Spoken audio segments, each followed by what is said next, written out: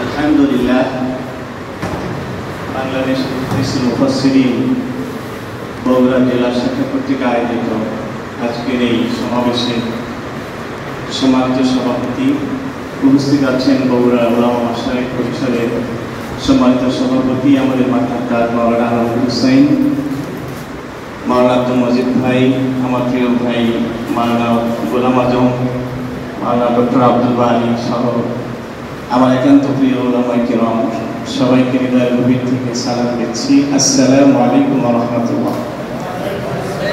আসলে ব্যাপক কথা বলার সুযোগ নেই, বলা উচিত না, দু একটি নিজের ফিলিংসটা একটু শেয়ার করতে চাই।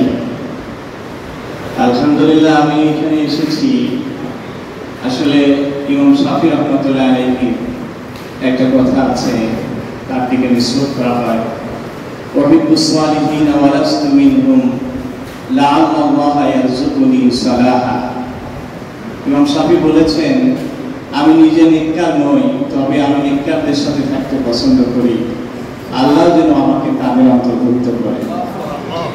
প্রিয় ভাইরা, আমি সত্যি আপনাদের কাছে দোয়া চাই, আমি দোয়া চাই আমি যেন মৃত্যু পর্যন্ত ইসলামী আন্দোলনে টিকে থাকি। আল্লাহ যেন আমাকে ইসলামী আন্দোলনের একজন নবন্ত খাদেম হিসেবে কবুল করেন। আপনার সামনে একটি আয়াত তেলাওয়াত করেছি।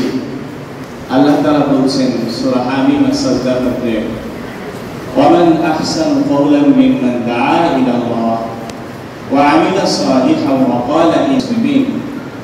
ওই ব্যক্তির চাইতে উত্তম কার কথা হতে পারে যে মানুষকে আল্লাহর দিকে ডাকে, নিজে নেক আমল করে এবং সে বলে মুসলিম।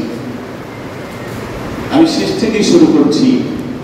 অনেক সময় আমাদের কাছে আমি একজন মুসলিম এই কথাটি কেমন যেন লাগে, কিন্তু আমাদের সবার মাথার দেলাওয়ার হোসেন সাইদি রাহিমাহুল্লাহ তাআলা একটি তাফসীরে বলছিলেন, এই যুগে আমি একজন মুসলিম এই কথা বলে হালুয়া রুটি পাওয়া গেলেও, বড় বড় দাওয়াত পাওয়া গেলে, হাদিয়া পাওয়া গেলেও, যে যুগে কোরআন নাজিল হয় সেই যুগে আমি একজন মুসলিম এই কথাটি বলা বেলালের জন্য সহজ ছিল না, এই কথাটি বলা খাব্বাবের জন্য সহজ ছিল না।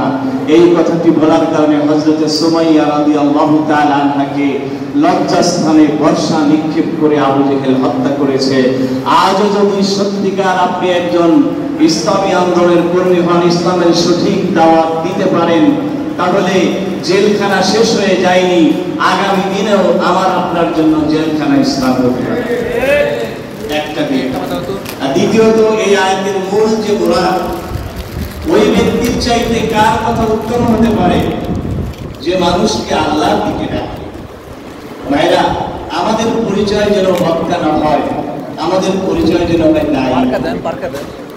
আমরা যেন কিয়ামতের ময়দানে আল্লাহর কাছে একজন দায়ী হিসেবে উঠতে পারি। আমিন। রাসূল করিম সাল্লাল্লাহু আলাইহি ওয়াসাল্লাম বলেন, ইয়া আলী লা ইউহদা বিকা রাজুলুন খায়রুম মিন হুমরিন নাম। হে আলী, তোমার মাধ্যমে যদি একজন মানুষ হেদায়েত পায়, তাহলে এটা একটা লাল উটের চেয়েও দামি। সুবহানাল্লাহ। সেই যুগের লাল উট মানে বর্তমান যুগের মার্সিডিজ গাড়ি, বর্তমান যুগের পার্সোনাল হেলিকপ্টার। কাল কিয়ামতের ময়দানে আমার এই জ্ঞান, আমার এই মেধা, আমার এই পুঁজি, এটা যেন আমি বিনিয়োগ করে বহু গুণে যেন হাতিয়ে বাজারে আল্লাহর কাছে যা পেতে পারি। আমিন। এটা তখনই পাবো যখন আমি এটাকে দায়ী মনে করে কাজ করবো। আমরা নিজেদেরকে দায়ী পরিচয় দিতে যেন পছন্দ করি। আমিন। আর একটা কথা, আপনার ইসলাম বাংলাদেশে প্রতিষ্ঠিত হবে, এটা আমি দৃঢ়ভাবে বিশ্বাস করি। বলবেন দলিল কোথায়?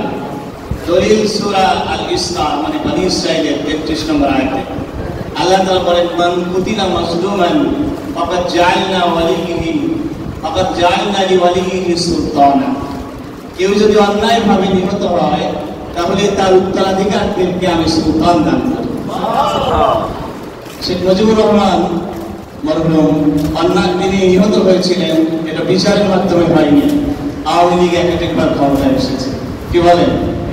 জিয়াউর রহমান সাহেব নিহত হয়েছিলেন, তার দ্বারা ক্ষমতায় এসেছে।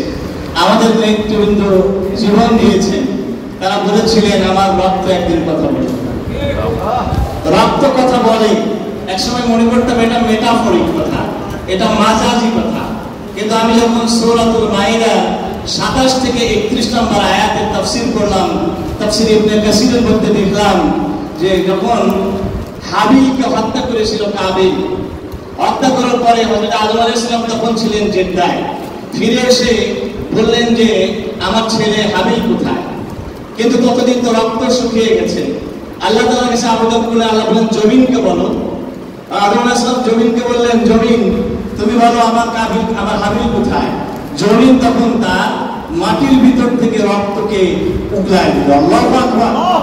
রক্ত বলল যে আমাকে রক্ত চুষে নিয়েছে, আমি হত্যা করেছে কাবিলকে, কাবিল হত্যা করেছে হাবিলকে। রক্ত যে কথা বলবে এটা কোরআন শরীফের তাফসীরের মধ্যে আসছে, এটা শুধু মেটাফরিক নয়। আমাদের নেতৃবৃন্দ শুধু মেটাফরিক কথা বলে নাই, এই রক্ত যেমন কথা বলবে আখিরাতে, তেমনি এই রক্ত বাংলার জমিনে কথা বলা শুরু করে দিয়েছে। আলহামদুলিল্লাহ।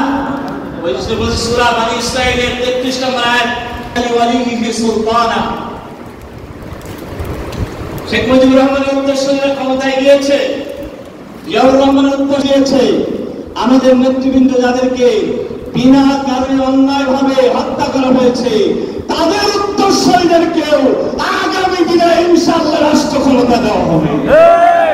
কিন্তু প্রশ্ন হচ্ছে সেই রাষ্ট্র ক্ষমতা আমার নাজাতের জন্য কতটুকু কাজে লাগবে, সেটাই বড় কথা।